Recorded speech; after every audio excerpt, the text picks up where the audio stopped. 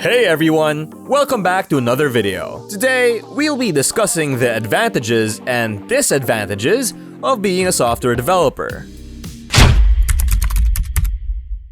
Let's start with the positives to boost your spirits before we delve into the negatives. First up is the salary. If you search for software engineer or software developer on Google, the autocomplete suggests salary as the next search term. It's no wonder that Silicon Valley and other major tech hubs around the world attract so many people. The area has become overpopulated, traffic is a nightmare, and housing prices are sky high for a reason: money. To get an idea of how much money, check out levels.fyi, a site that lists different levels of compensation for major tech companies. For instance, a Facebook E3 level engineer can make a total compensation package of $180,000, which includes salary, stock bonuses, and more. Bonuses can be in the form of a sign-on bonus or a year-end bonus for excellent performance. Plus, there's Facebook stock, which could increase in value. An E3 at Facebook is considered an entry-level role. After gaining experience and getting promoted, you can reach E4 and earn $243,000 per year. That's almost $250,000 annually as an employee. Did you know that you could have made $1 million in the same time it took to get your high school diploma or college degree? That's pretty crazy, right? Although not everyone can work at Facebook, even a more modest company like Adobe pays its software engineers $140,000, which is a solid salary. So the salaries are definitely a big advantage of being a software developer. Of course, money isn't everything, but being paid fairly is important. That's why salary is in the top of our list. The second pro is the benefits that come with a job. Most tech companies offer full insurance coverage, including vision, medical, and dental, to remain competitive.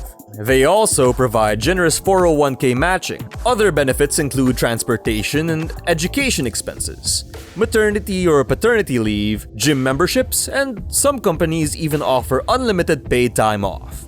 It might sound questionable, but at good companies that respect their employees, you can enjoy a lot of time off, which is nice. And let's not forget about the free food some companies offer. At some workplaces, you can enjoy breakfast, lunch, and dinner for free. That means you won't have to pay for any food. As a software developer, one of the advantages is the opportunity to work with intelligent colleagues. Having experienced coworkers is beneficial because they can help you solve problems quickly. Sometimes, all you need is a fresh pair of eyes to spot a small error that you may have missed. Furthermore, working with people who have different skill sets means that you can learn from them and improve your own skills. The following topic we'll be discussing is job security. The benefit is a little uncertain because there's always the possibility of losing your job, particularly if you work for a startup. Even if you work for a large corporation, restructuring can result in job losses. However, it's generally easy to find another job, especially if you have some experience and keep your programming skills up to date. Your interviewing abilities also play a vital role in landing a job. Despite the uncertainty, programming skills like data structures and algorithms can be learned. Another benefit of being a software developer is the opportunity to impact many people's lives. For example, if you're working on an external-facing website, even a small feature that can have a significant impact on thousands of people, it's a great feeling to show your friends and family your work and say, "Hey look, I built that."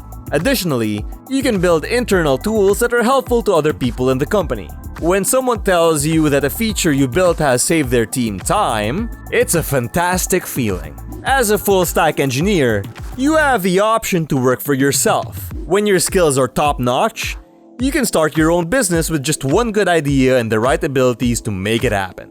Another option is freelance work, where you can charge companies $100 per hour to assist with website development. This career path offers significant flexibility, freedom, and limitless potential. So, let's delve into the cons now to balance it out. The first one is salary.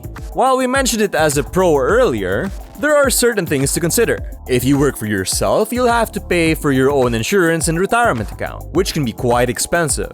On the other hand, if you work for a tech company, you get all these benefits, which might discourage you from leaving and starting your own business. However, some tech companies pay just enough to keep you from leaving, known as golden handcuffs.